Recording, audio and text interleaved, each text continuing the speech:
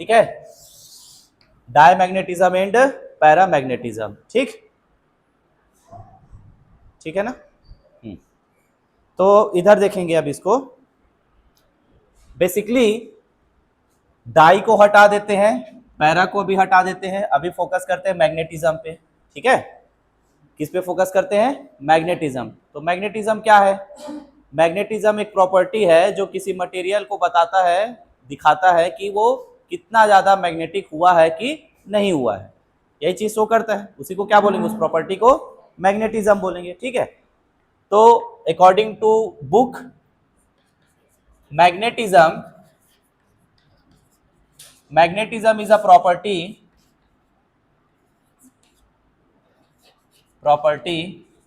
Of quantum mechanics.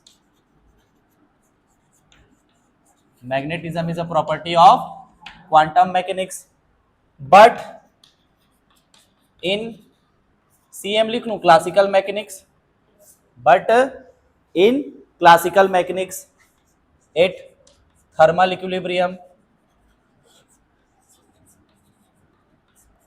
Theory वाला topic है ना ये, थर्मल इक्विलिब्रियम। यहां पर थर्मल इक्विलिब्रियम में कोई भी सिस्टम हो या मटेरियल, सिस्टम मीन्स मटेरियल, ठीक है, ये मैग्नेटिज्म शो नहीं करता, कैन नॉट एग्जिबिट मैग्नेटिज्म।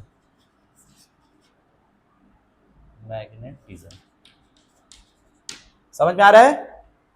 पहले क्या बोल रहे हैं? क्वांटम, देखो मैग्नेटिज्म क्वांटम मैकेनिक्स का एक प्रॉपर्टी है, ठीक है, लेकिन क्वांटम क्लासिकल मैकेनिक्स में थर्मल इक्विलिब्रियम के कंडीशन में सिस्टम जो है वो मैग्नेटिज्म शो नहीं करता, बट इन रियलिटी, इसी में ही इन रियलिटी कोई भी atom do possess magnetic movement,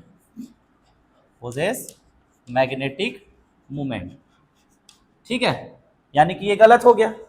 classical mechanics का जो एक्सप्लेनेशन था कि कोई एटम है वो थर्मल इक्विलिब्रियम के कंडीशन में मैग्नेटिज्म शो नहीं करेगा, यानी कि मैग्नेटिक मूवमेंट शो नहीं करेगा, ये गलत हो गया। रियलिटी में क्या होता है कि एटम जो है मैग्नेटिक मूवमेंट शो करता है। कब? या तो खुद से भी कर देगा, नहीं करेगा तो फिर when applied external magnetic field, ठीक है, ये सब थ्योरी है, आपको याद रखना है इसको। क्लियर है? अब कोई भी एटम जो है मेनली 3 तरीके से मैग्नेटिक मूवमेंट अराइज हो सकता है, किसी भी एटम में 3 तरीके से मैग्नेटिक मूवमेंट मिल सकता है, अराइज हो सकता है। कौन कौन से सोर्स होगा? वो मेन 3 सोर्स। जब पहला spin off electron, second angular momentum of electron, and third induced movement when external applied magnetic field. तो स्पिन ऑफ इलेक्ट्रॉन बोलने का मतलब spin motion, orbital angular momentum कहने का मतलब ऑर्बिटल मोशन, ठीक है। तो लिख दूं ऐसे यहीं पे, स्पिन ऑफ इलेक्ट्रॉन और कौन सा? Orbital angular momentum of electron, and third is induced movement when magnetic field is applied, यानी कि B नॉट इक्वल टू 0, ऐसे लिख लेते हैं, चलेगा। तो ये 3 तरीके हैं जिससे एटम जो है मैग्नेटिक मोमेंट क्या करेगा? शो करेगा, ठीक है। इतना लिखना है स्टार्टिंग में।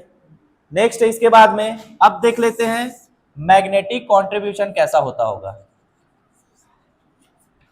मैग्नेटिक कंट्रीब्यूशन इतना नोट करो पहले,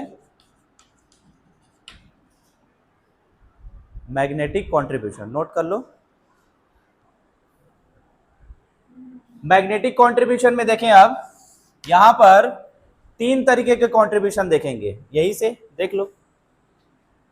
पहला स्पिन हो गया, दूसरा ऑर्बिटल हो गया, तीसरा क्या हो गया, इंड्यूस मोमेंट हो गया। क्या हो गया, नहीं बताओ, नहीं बताओ पहले, नहीं तो फिर क्लास आगे ही नहीं बढ़ेगी।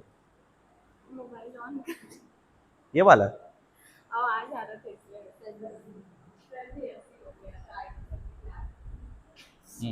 देखो यहां ध्यान दो, अगर एटम में spin and orbital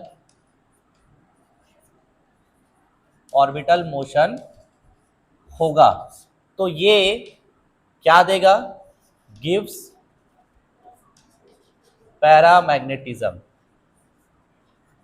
gives paramagnetism. समझ में आ रहा है? अगर किसी एटम में स्पिन मोशन और ऑर्बिटल मोशन दोनों देखने को मिलेगा तो वहां पर वो जो एटम है, जिस भी मटेरियल का एटम रहेगा वो क्या हो जाएगा, पैरामैग्नेटिज्म हो जाएगा। ठीक है, ये हो गया कंट्रीब्यूशन बोल रहे हैं ना, तो कितना कंट्रीब्यूशन, फर्स्ट एंड सेकंड, कितना, 2 कंट्रीब्यूशन। ठीक है, थर्ड में देखें, थर्ड में क्या हो सकता है, थर्ड कंट्रीब्यूशन इंड्यूस्ड मोमेंट, यानी कि यहां पर स्पिन और ऑर्बिटल दोनों जीरो होगा।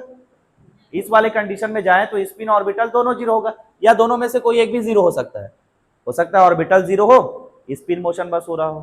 ठीक है, तो फिलहाल इसी देखते हैं। थर्ड में इंड्यूस्ड मोमेंट में इंड्यूस मोमेंट होगा तो ये क्या देगा, गिव्स डाईमैग्नेटिज्म, गिव्स डाईमैग्नेटिज्म। ठीक है, ये पूछूंगा मैं, पैरामैग्नेटिज्म डाईमैग्नेटिज्म मतलब क्या समझते हो क्या है? ठीक है, आखिरी में आएंगे। इधर का मिटा दूं, कहाँ है रस्सी, अभी नहीं बोल,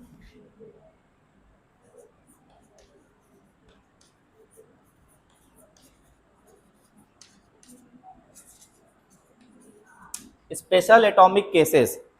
अब अलग अलग एटम को लेके चलते हैं, उसके करस्पॉन्डिंग देखेंगे। पहला ले लेते हैं hydrogen atom. First we consider hydrogen atom. Hydrogen atom के केस में क्या होता है, हाइड्रोजन एटम के केस में इसके ग्राउंड स्टेट में, from its ground state we know that orbital angular momentum, यानी कि एल से रिप्रेजेंट कर देता हूं, is equal to 0। Ground state कैसे लिखते हैं इसके लिए, 1s, यहां ना ऐसे 1s 0 रहता है क्या, ठीक, सिंपली तुम ऐसे लिख लो अभी फिलहाल, ओनली 1s। ठीक है, s मतलब l की वैल्यू क्या, 0। ठीक, तो अब यहां पर कौन जीरो नहीं हुआ, स्पिन जीरो नहीं हुआ, अरे उसमें छोड़ो ना, अभी ग्राउंड स्टेट पे चलो, मैं टर्म सिंबल एक्सप्लेन नहीं कर रहा हूं, मेरे को इसमें बताना है कि ये हाइड्रोजन एटम पैरामैग्नेटिज्म होगा, डायमैग्नेटिज्म होगा, क्या होगा। ठीक है, देखो हाइड्रोजन एटम के केस में हम ग्राउंड स्टेट कंसीडर कर रहे हैं, तो ग्राउंड स्टेट में उसका क्या होता है, ऑर्बिटल एंगुलर मोमेंटम 0 होता है। कौन मोशन करेगा, सिर्फ स्पिन मोशन होगा, सिर्फ क्या हो गया, स्पिन मोशन। तो जब स्पिन मोशन हो रहा है तो यहां पर पैरामैग्नेटिज्म नहीं मिलेगा, स्मॉल डायमैग्नेटिज्म होगा। क्या होगा यहां पर, स्मॉल डायमैग्नेटिज्म।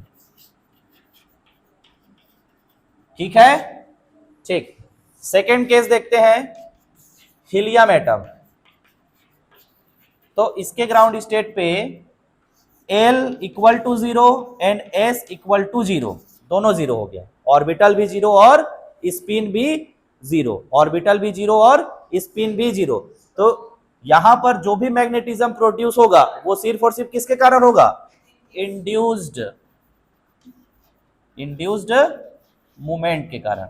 कहीं कहीं पर इसको इंड्यूस्ड मूवमेंट ना बोल के सिर्फली इंड्यूस्ड चेंज भी बोल देते हैं, तो एक ही है ना इसका मतलब, ध्यान रखना, इंड्यूस्ड मूवमेंट या इंड्यूस्ड चेंज भी बोल देते हैं, दोनों एक ही है। ठीक है, इंड्यूस्ड मूवमेंट, ठीक, समझ में आ रहा है।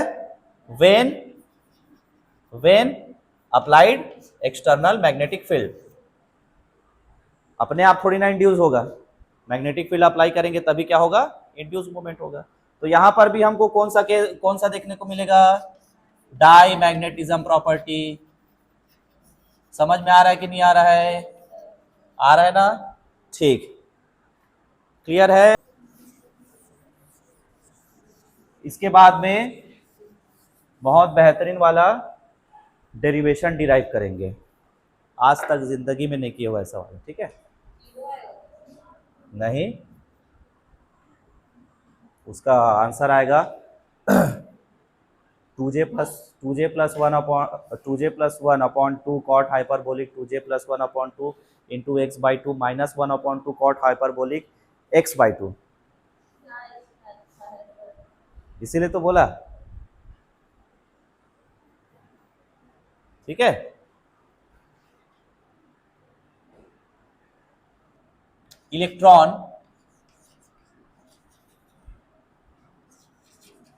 completely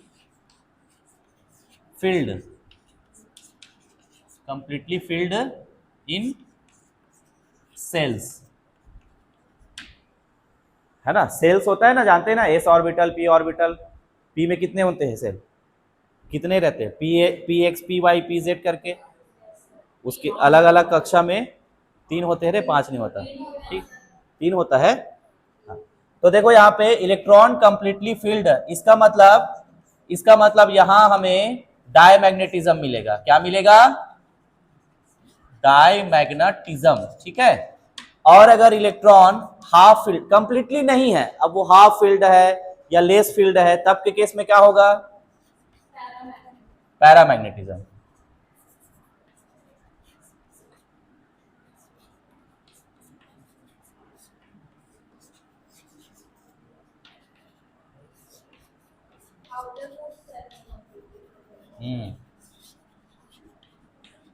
ये थ्योरी है, इसको लिखना है बस, और कुछ नहीं है, ठीक है? एकदम स्ट्रक्चर पे नहीं जाना है, इसके एक्सप्लेन करते हुए कि फोटो बनाओ, डिब्बा बनाओ, ये सब नहीं करना है, ठीक है? Electron completely filled in shell, that mean diamagnetism. Electron half filled या less filled, that means paramagnetism. Clear है यहां तक सभी को? ठीक।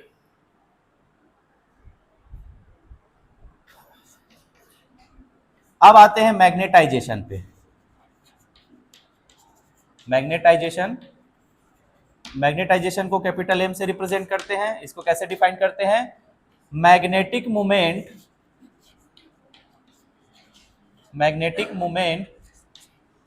पर unit volume is called magnetisation, ठीक है? इधर देखो पीछे वाले बच्चे, मैग्नेटिक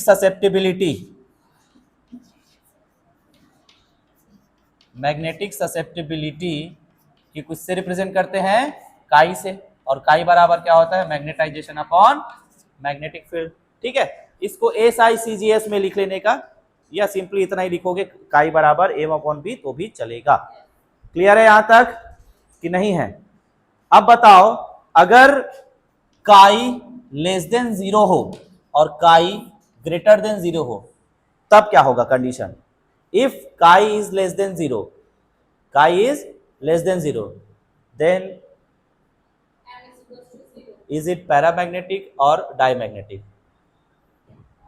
m=0 नहीं करना है मेरे को पैरा, और मेरा फोकस क्या है? हमारा फोकस डायमैग्नेटिज्म और पैरामैग्नेटिज्म।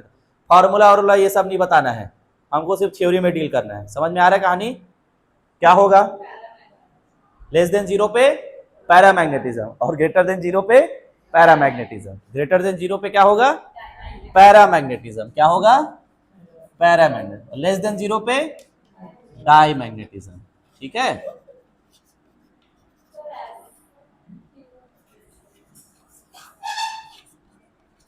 ये होता है ऐसा, है ना? प्रैक्टिकल करके देखो। BSc फर्स्ट ईयर का बुक याद करो ना रे। BSc फर्स्ट ईयर में क्यों नहीं जाते तुम लोग? तुम सबका कोविड में निकला है BSc फर्स्ट ईयर, हाँ?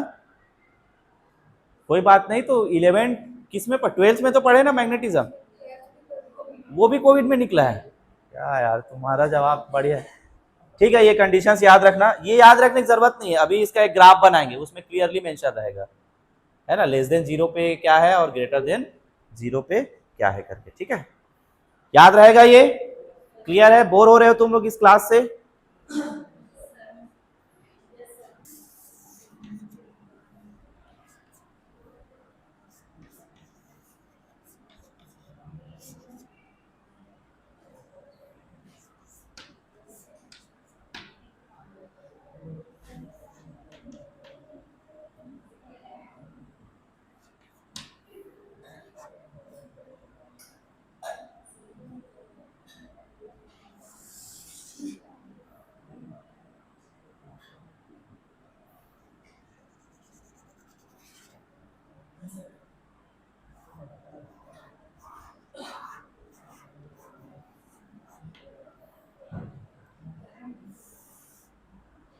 देखो इतने सारे कर्व है, ग्राफ किसके किसके बीच है, temperature versus susceptibility, temperature versus susceptibility, समझ में आ रहा है सबको, टेम्परेचर वर्सेस ससेप्टेबिलिटी।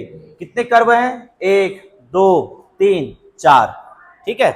ये वाला जो कर्व है इसको बोलते हैं लैंजविन पैरामैग्नेटिज्म। क्या बोलते हैं इसको, लैंजविन पैरामैग्नेटिज्म, ठीक है।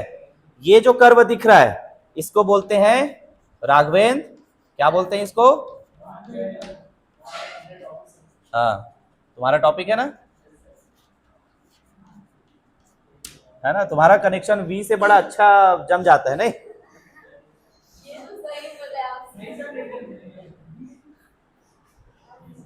डबल वी आ गया इस बार रे, देखो अब कोइंसिडेंस,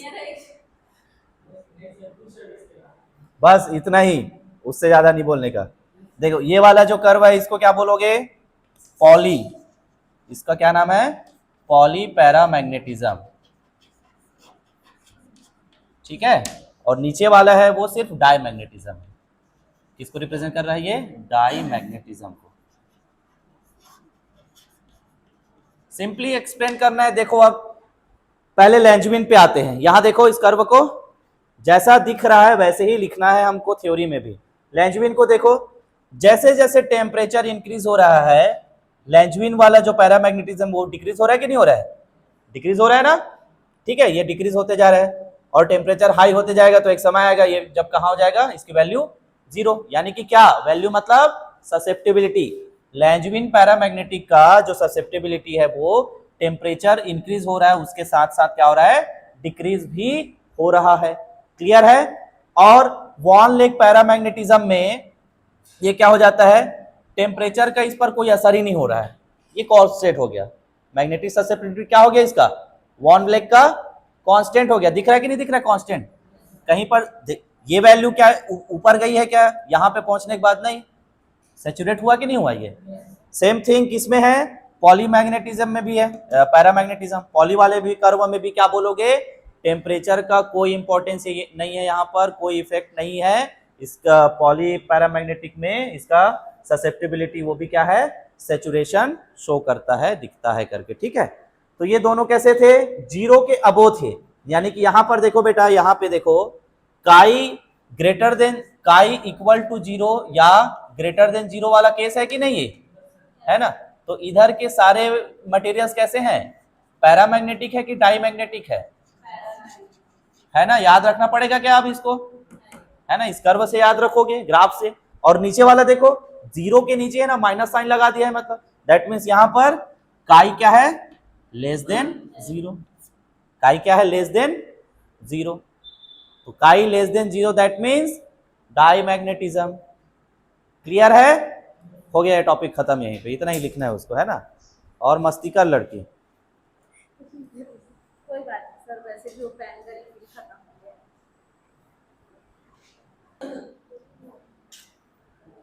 हाँ तो मुझे अब तुम लोग बताओ, what do you mean by diamagnetism and paramagnetism, बोलो। वैष्णवी हाथ हटाओ चेहरे से,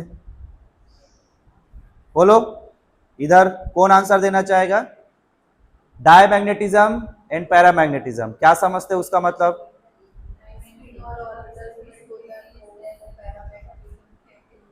अरे डायमैग्नेटिज्म में हम इंड्यूस एक्सटर्नल मैग्नेटिक जो भी है वो लगा, कोई मुझे ऐसा बताओ जिससे सिंपली समझ में आए, जैसे एक मटेरियल रख लो और एक मैग्नेट रख लो, अब बताओ क्या दिखेगा, जिससे पता चलेगा कि डायमैग्नेटिज्म है और ये एक पैरामैग्नेटिज्म है बोल के।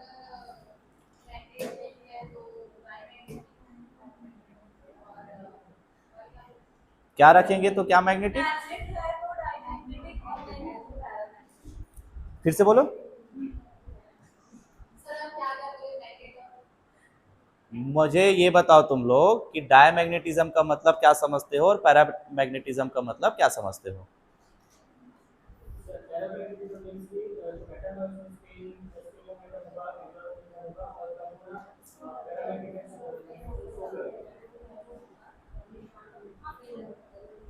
और हो गया? अब मैं बताऊं? मैग्नेटिक के केस में हो गया तुम लोग का? अब चलो देखो ऑन। जैसे एक मटेरियल है ये, ठीक है, सिंपली अब इस मटेरियल के पास आप कोई मैग्नेट लेके आ रहे हैं। क्या ला रहे हो? मैग्नेट। ठीक, तो ये मटेरियल क्या करेगा? एक ही बात है, या तो मैग्नेट इसको अपनी ओर अट्रैक्ट करेगा या मटेरियल इसको अपनी अट्रैक्ट करेगा। लेकिन होता क्या है, ये दोनों को जितने करीब लाओगे ये एक दूसरे को रिप्लेस कर देगा, रिपेल कर देगा। क्या कर देगा? रिपल कर देगा। ठीक है, क्या कर देगा? रिपल। उसके बाद ये जो प्रोसेस है वो क्या कहलाएगा? डायमैग्नेटिज्म। क्या कहलाएगा भाई? डायमैग्नेटिज्म। ठीक है, इसको ऐसे भी समझ लो, जैसे मटेरियल्स है, मटेरियल के अंदर जो आयंस हैं इस तरीके से, कोई ऐसा है कोई इधर है, इसके डाइपोल्स अलाइन नहीं है। समझ में आ रहा है? कब? जब B इक्वल टू 0 है। अब इसको हम B नॉट इक्वल टू 0 के केस में देखें तो क्या बोलेंगे? सारे डाइपोल्स जो है मैग्नेटिक फील्ड के डायरेक्शन में अलाइन हो जाएंगे क्या? नहीं होगा। ठीक है, रिपल वाला केस है ना, तो डाइपोल क्या होगा? अपोज करेगा इस मैग्नेटिक फील्ड के। गूगल से देख के लिख लेना इसके डेफिनेशंस को, बहुत इजी है। ठीक है, तो ऐसा मटेरियल जिस पर मैग्नेटिक फील्ड अप्लाई किया जाए और वो मटेरियल उस फील्ड को अपोज करे, क्या करे? अपोज करे, तो उसको बोलते हैं डायमैग्नेटिज्म। और जस्ट अपोजिट क्या हो जाएगा? पैरामैग्नेटिज्म हो जाएगा। समझ में आ रहा है? पैरामैग्नेटिज्म में क्या होगा? पैरामैग्नेटिज्म में सारे डाइपोल जो है मटेरियल के मैग्नेटिक फील्ड के डायरेक्शन में अलाइन होगा। होगा कि नहीं होगा? ऐसे, इस तरीके से। ठीक है, तो ये क्या शो कर रहा है? ये शो कर रहा है पैरामैग्नेटिज्म बोलोगे। अब याद रहेगा? नहीं भूलोगे ना? ठीक, तो ये सब फोटो जो है बना सकते हो। ठीक है, चाहो तो वो जो निकलता है ना ऐसे मैग्नेटिक फील्ड लाइंस इस तरीके से है, वो भी बना सकते हो।